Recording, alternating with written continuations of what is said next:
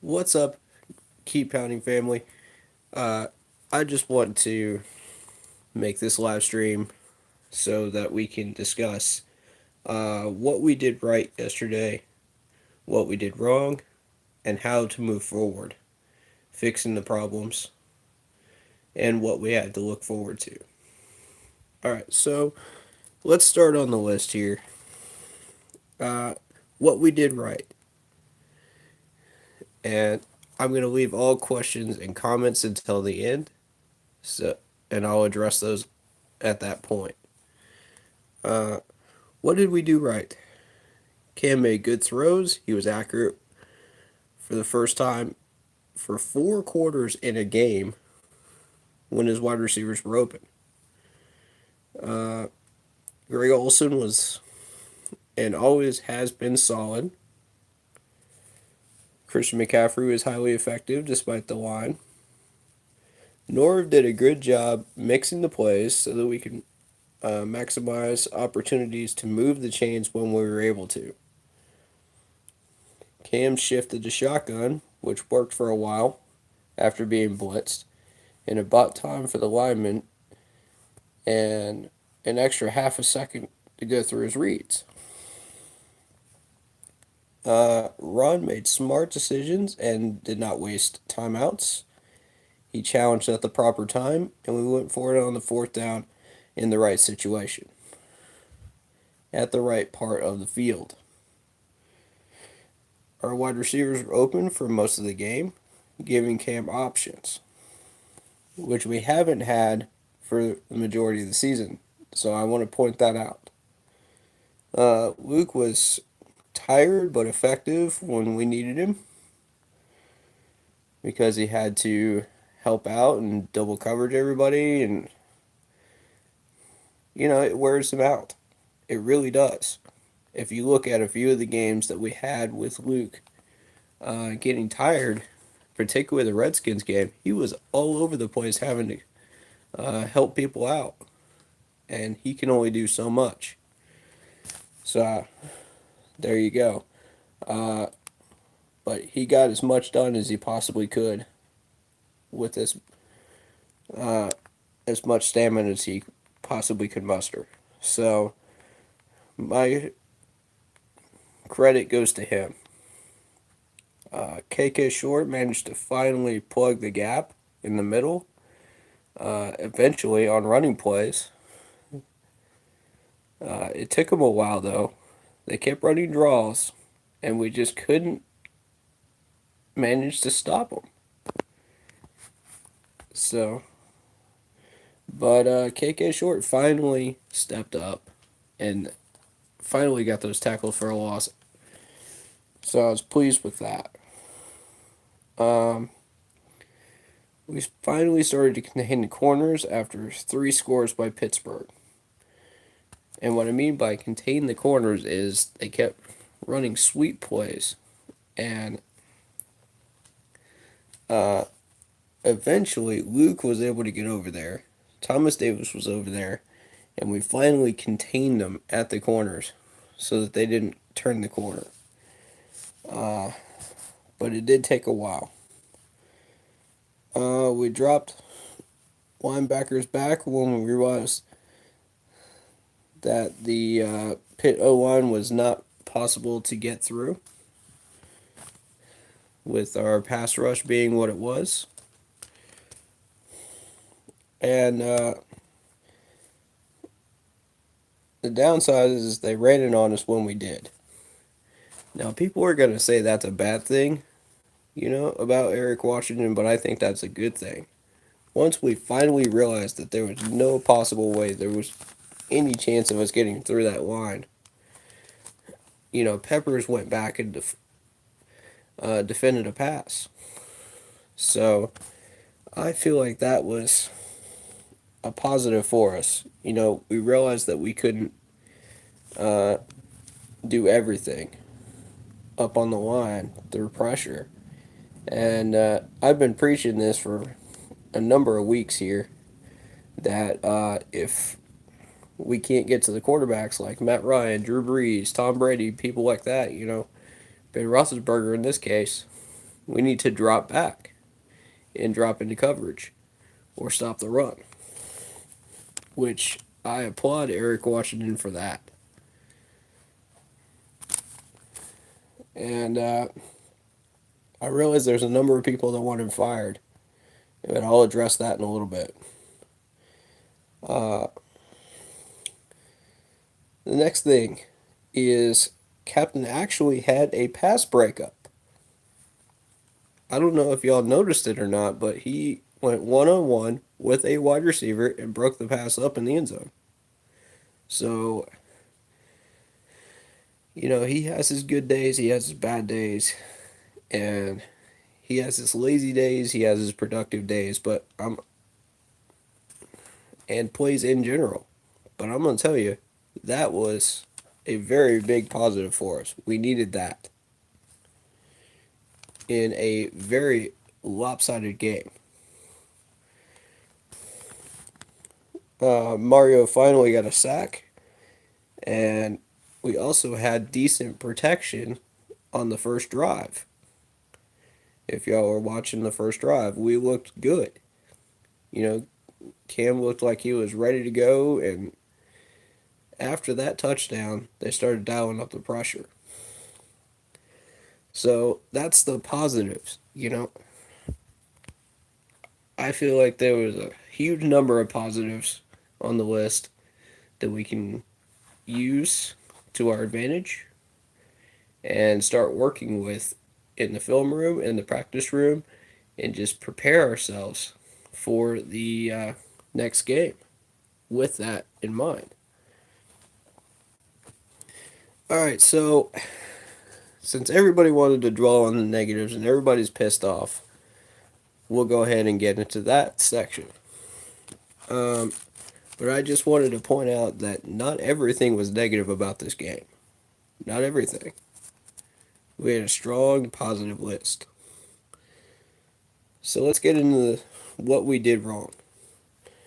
Uh, Number one on the list, effort was not there when we were down by 17 points. After that point, it just went out the window. All effort was gone, except by certain players, and Luke Kuechly being one of them, and Christian McCaffrey. But everybody else, it just felt like we were deflated. We just didn't even want to be on the field. And that can't continue, folks. That cannot continue. All right, next one. Undisciplined.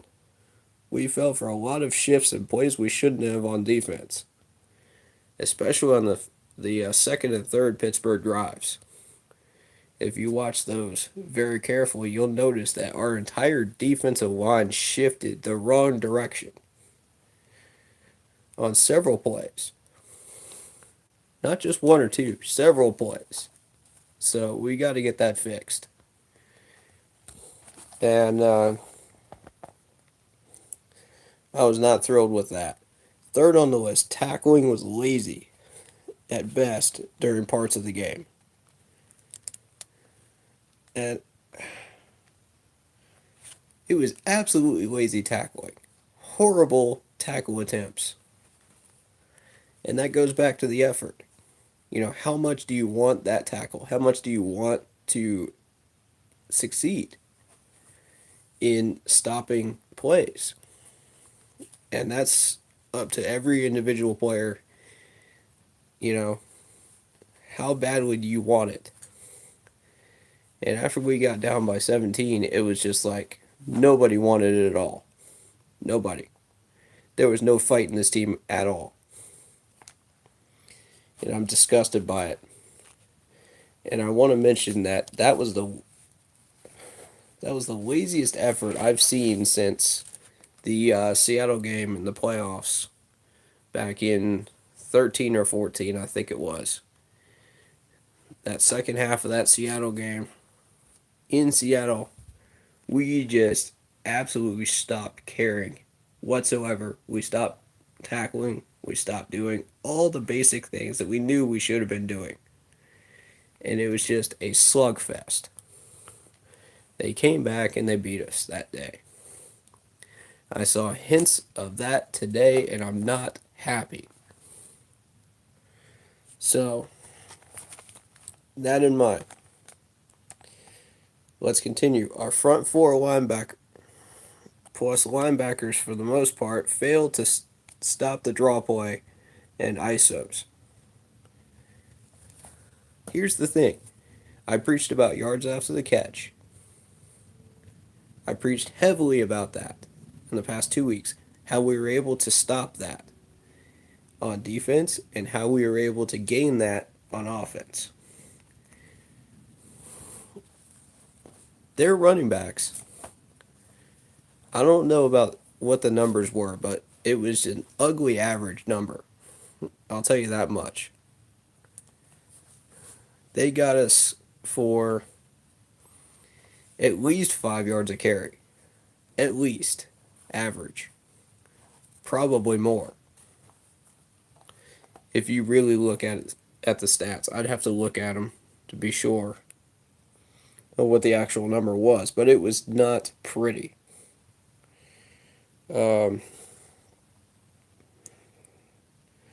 So, that being said, next one, we had trouble containing the running back. He found the edge often, and he turned the corner for extra yards. Again, yards after the catch, yards after the handoff. Same thing. Our defense was out there for way too long because our offenses didn't do their job and let them rest. Guys, when our offense fails to get the job done, it's a domino effect.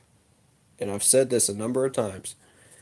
Every part of this team affects another part of it. And it starts with the line. It absolutely starts with the top down.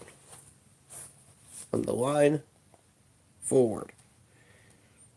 And when the offense fails to get points on the board, the defense can't rest. The defense gets tired.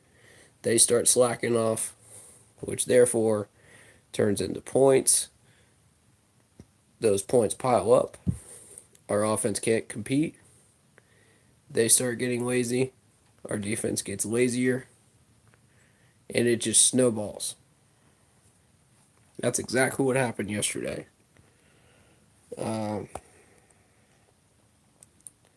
Left tackle Clark and Van Rotten, right guard, had a horrible game. Clark is a liability. Captain was taking plays off as usual. Why was Dante one-on-one with Antonio Brown? Why? Shellytron pointed this out too. And I wanted to give him credit because he noticed it too. And I'm sure a lot of people did.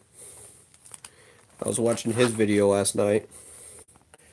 But why was he one-on-one with Antonio Brown? That can only end one way. Getting burnt crispy. I mean, come on. What do you expect? Antonio Brown's been in the league for long enough that he can burn a rookie corner. No matter how good that rookie corner is.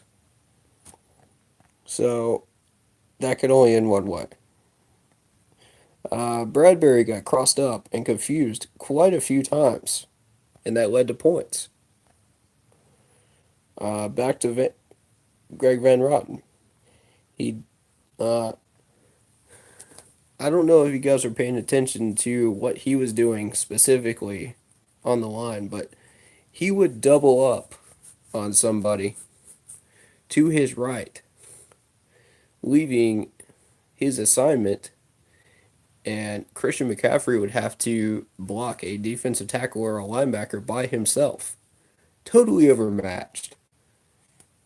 That happened several times in that game. At least 4 that I counted.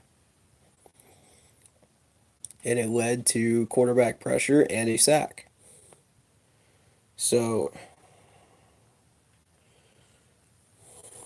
More Van Rotten. False start on a 3rd and 16 that made it 3rd and 21. Unacceptable, Van Rotten. Unacceptable. You never know what can happen on a 3rd and 16. Cam might connect with Funches. He might find Samuel. You just never know. You never know who's going to be open. Greg might be open in the middle of the field. Who knows? But you cannot commit dumb penalties that kills drives. And I'm pointing out Clark as well for this because he's been the king of it this year of killing drives for us with stupid penalties. He's been the absolute king of it. So, and here's the other thing. Eric Washington's coverage as a defensive coordinator, his play selection was hot trash in that game. Hot trash, folks. The matchups were absolute garbage. And again, I go back to Dante Jackson one-on-one with Antonio Brown. What was that? And I'm not pleased with it. So, what do we do to start fixing our problems? Number one, Clark needs to go. I don't care whether you cut him, whether you trade him, whatever you decide to do with him. Just get him out of the starting rotation. Get him out. I don't want him on the line anymore. He's a liability, and he's costing us games. He's costing us sacks. He's costing us drives. He needs to go. Period. Van Rotten needs to be benched. That's the next thing. That's that's the two immediate things I would do if I was head coach.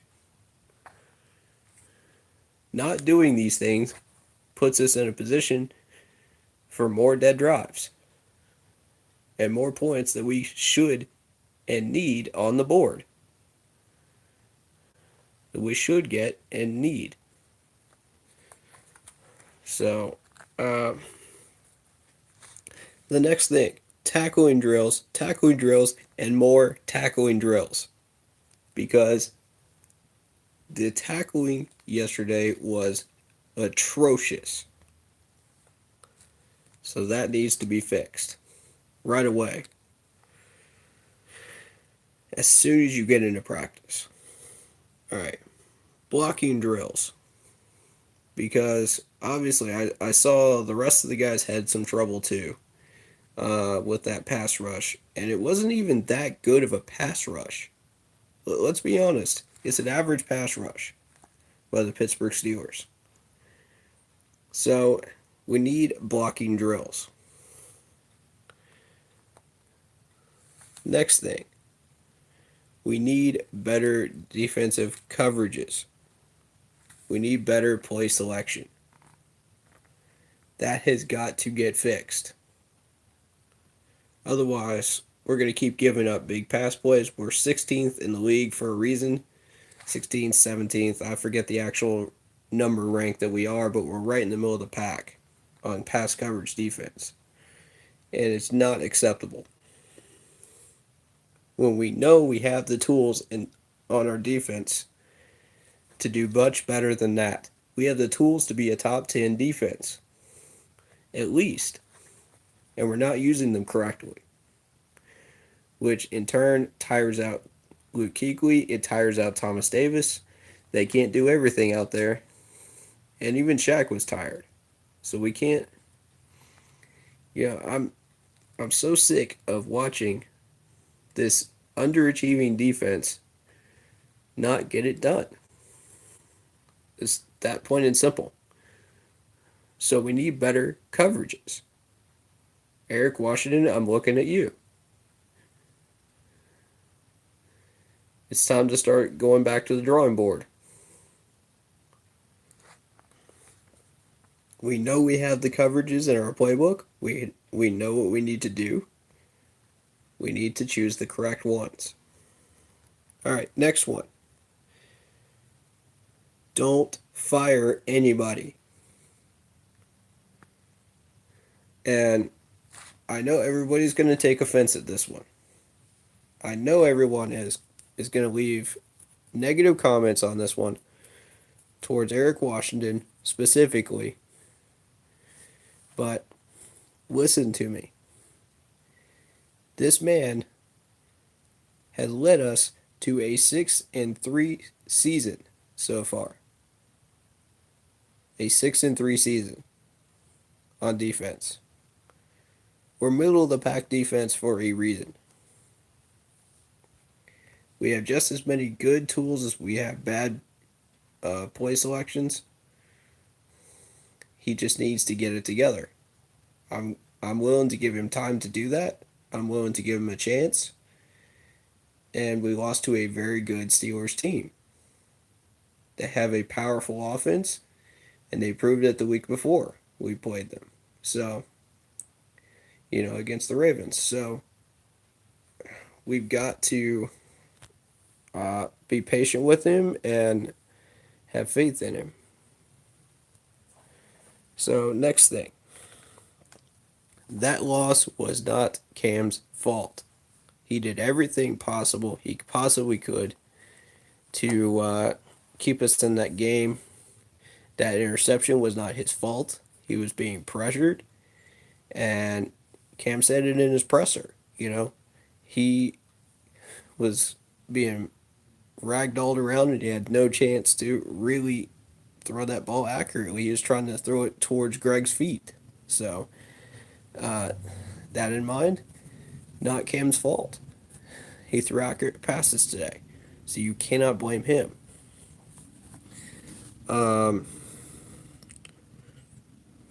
We have to be smarter. We have to play disciplined. We have to show effort. Biggest thing, show effort.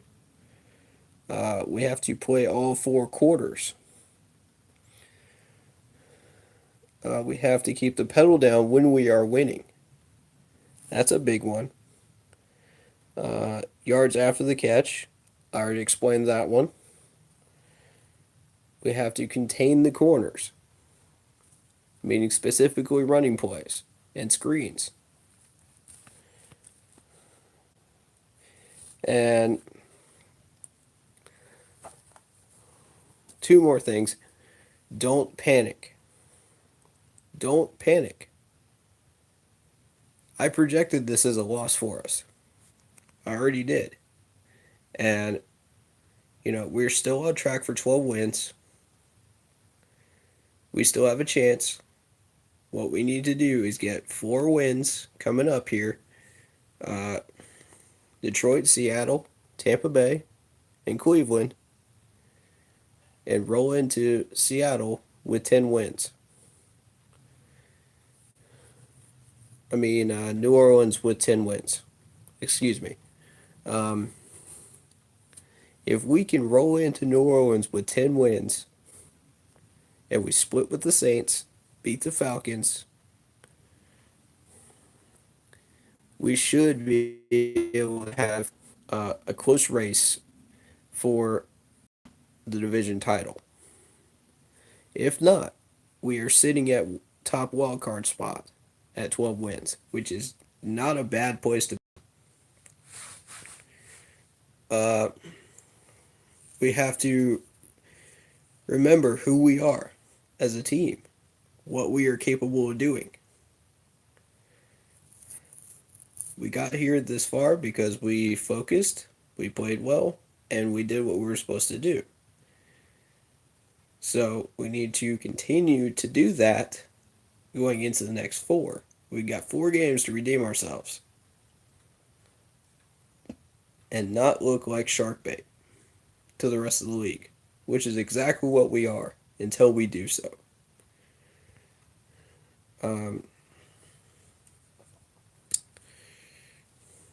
12 wins is the magic number, I believe, this year. So if we can get that, we should be in good shape. If we take two more losses, I think we're in deep trouble because 9-win teams and 10-win teams don't make the playoffs usually in the NFC. And I say that because there's a lot of hungry teams in the NFC this year. Uh, if we take two more losses, we're looking at second wild card spot. And you know how competitive the second wild card spot is. So we're relying on help in December, and that's not going to cut it. That's really not going to cut it. So we've got to get 12 wins at least, or we are in deep, deep trouble. So I'll leave you with this. Remember what Sam Mills said, and remember it well, because that is the mantra of this team. That is what we fight for. That is the heart of this team, and it is who we are. We are fighters. We are strong. We know who we are. Screw the rest of the NFL and who they think we are. We know who we are. Don't panic, but stay faithful. Stay strong. We can get 12 wins. We can. It's going to be tough. I'm not going to sugarcoat it. It's not going to be easy. But we can get 12 wins. We need a win next week. That is a huge, massive trap game for us against the Lions. We need to do what we're supposed to do. We need to stay disciplined, stay calm, and play like we know we're capable of playing. And we will win. That in mind, as Sam Mills said, and as the channel name suggests, keep pounding. Thanks, guys, for watching. And I'll see you guys in the pregame for the Detroit Lions game. Peace.